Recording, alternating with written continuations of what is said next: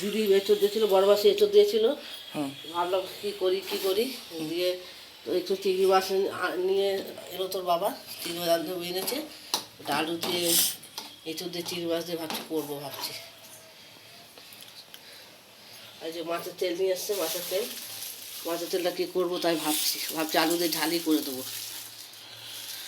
ওটাই করবো ভাবছি। আলু দিয়ে ঝাল করবো। আর এই যে দেখি চিংড়ি মাছটা করি আলু দিয়ে, এঁচড় দিয়ে চিংড়ি মাছ দিয়ে করি। এঁচড়গুলোকে ভেজে দিলাম, আগে লাল লাল করে ভেজে নিলাম, চিংড়ি মাছটা ভেজে নিলাম। এবার আলুটা ভাজবো। এই যে চিংড়ি মাছটা ভেজে লাল লাল করে চিংড়ি মাছটা, তাতে এঁচড়টা ভেজে নিলাম। এবার কড়ার মধ্যে এই যে আলু পেঁয়াজ আলুটা ভেজে দেবো।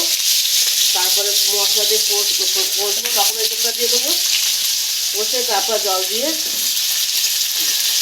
নামিয়ে দেবো। এঁচড়ে তরকারি করবো, এঁচড় আলু চিংড়ি মাছ।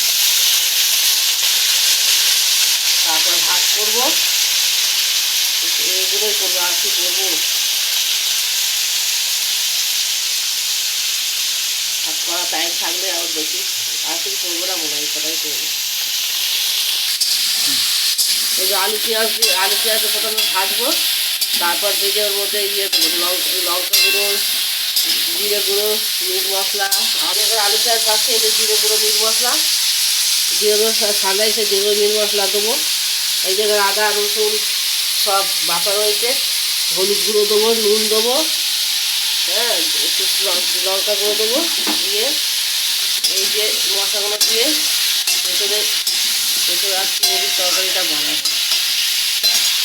আপনারা কী করে বানান সেটাও আমাকে জানাবেন, আমি এরকম করেই বানাই। আপনারা কেমন করে কী বানান, এঁচড় বানান আমরা তো জানি না, তার জন্য কমেন্ট করে জানাবেন। আমি তো এরকম করেই বানাই, আপনারা কেমন করে বানান সেটা তো জানি না। যদি